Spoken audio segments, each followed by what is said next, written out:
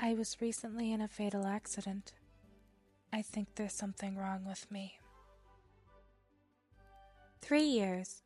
3 years I've sat here, staring at the same four walls, with nothing but the same broken down relics for company. 3 years where nothing changes.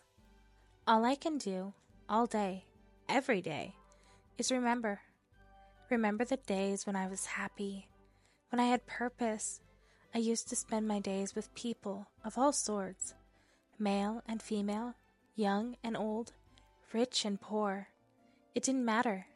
They'd come and sit with me, basking in the sunshine, full of smiles and laughter and excitement. And together, we'd make memories to last a lifetime. I never tired of it. I thought it would last forever.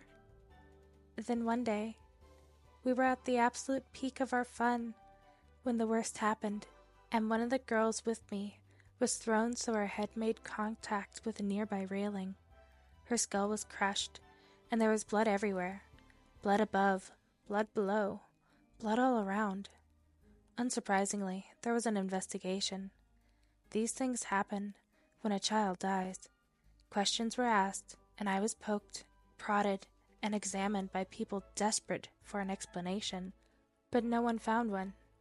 Eventually, I was exonerated, but even though I was found blameless, I could feel the change. The trust was gone. I could hear the whispers, sense the unfair judgment. People would glance at me out of the corner of their eyes and quickly move on, as if I was bad luck, cursed. And perhaps they were right, for unbeknownst to me, something was different. All the blood I'd been covered in, it had changed me, infected me. At times, I'd be sitting feeling the sun shine on me and the wind rushing past, but all I'd be able to think of is warm, red blood gushing over me, covering me like new paint. I thought of it constantly, day and night.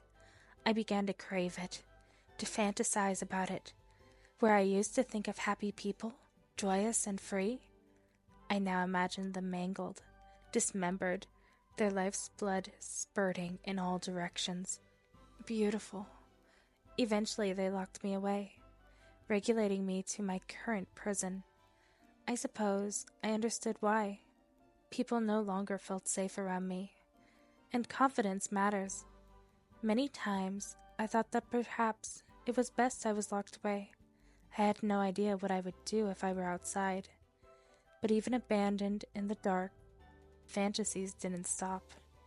And then, this morning, the door opened and I felt the sun once more.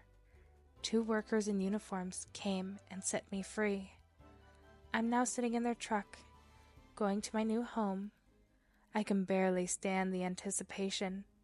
I can practically hear the click along the track, see the bodies flying, taste the blood. Hopefully, the fact these new owners are cheap enough to reuse me means my new roller coaster is just as faulty as the last one.